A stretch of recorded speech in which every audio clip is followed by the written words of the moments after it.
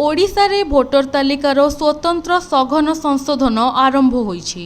एही अवसर में पुरी नीलाद्री बीच ठारे एसआईआर संपर्कित एक बालुका कला उद्घाटित होइथिला।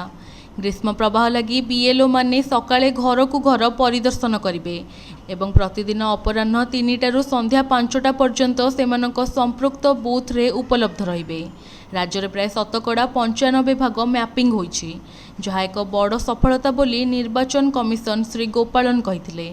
जिलापाल दिव्यज्योति परिडा पुरी जिल्लार एसआईआर कार्यक्रम सूचना प्रदान सह बीएलओ और सुपरवाइजर मानकु प्रशिक्षण दिया जाई समस्त व्यवस्था करा जाउछि बोली सूचना दैथिले।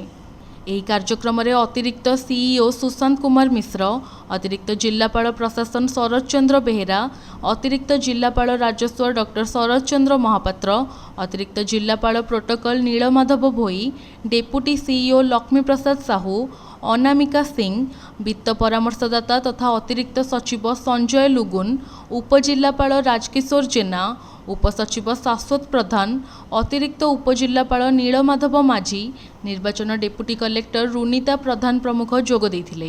मुख्य निर्वाचन अधिकारी परामर्श क्रमे बीएलओ और बीएलओ सुपरवाइजर निजर अभिज्ञता और कार्य संपर्क में सूचना देथिले। यह कार्यक्रम अवसर में गोटीपुओ नृत्य परिवेशन करा जायथिला।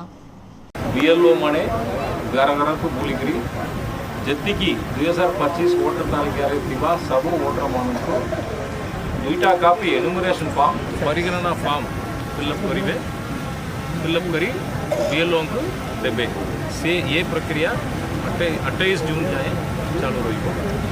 आज ही आम से पूरी जिला आसुचु